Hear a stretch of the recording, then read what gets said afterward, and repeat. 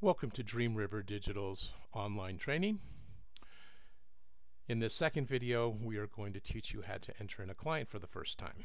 If you would go ahead and put your username and ID in so that you can log into the system. That'll take you to the home page. There are two ways you can enter a client in. From the home page, there is enter or create a new client at the top right, and there's also a tab on the lower navigation which says add a client. Let's go ahead and click on that.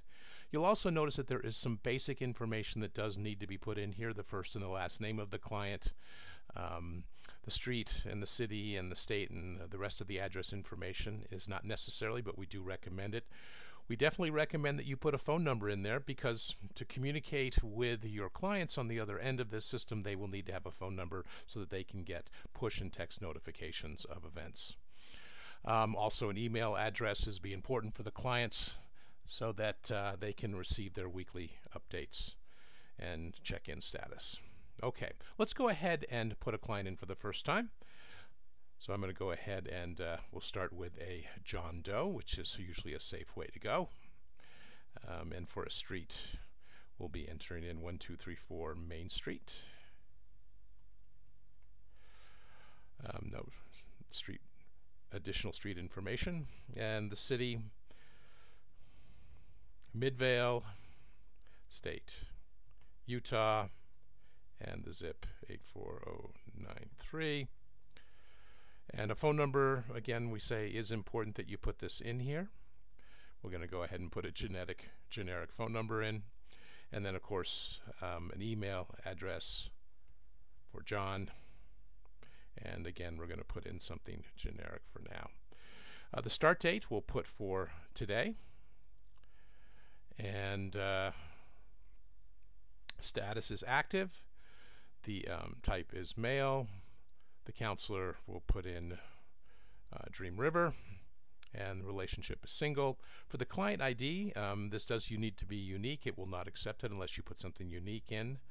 So I'm going to go ahead and put in John 44 as the client ID, and then John's password.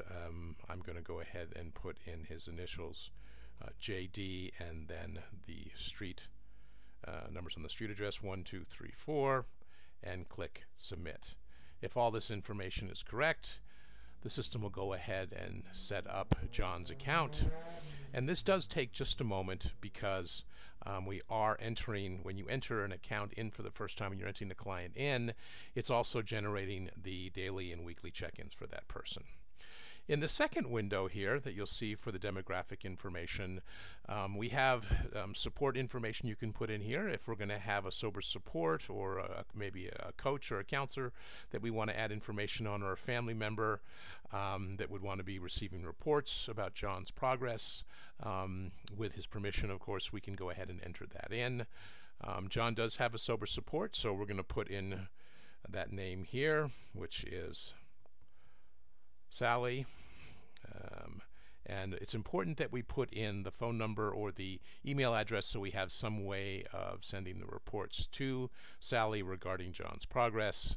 So I'm going to go ahead and put an email address in here, again generic like before, and then I click and check that I do want to send Sally weekly reports on John.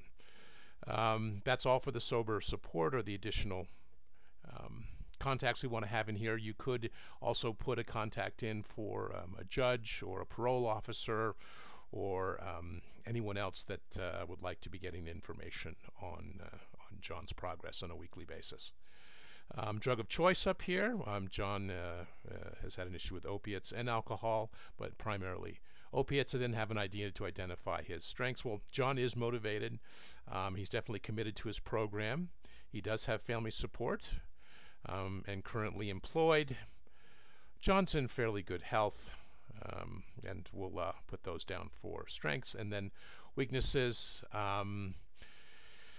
John is definitely having some financial issues associated with his addiction.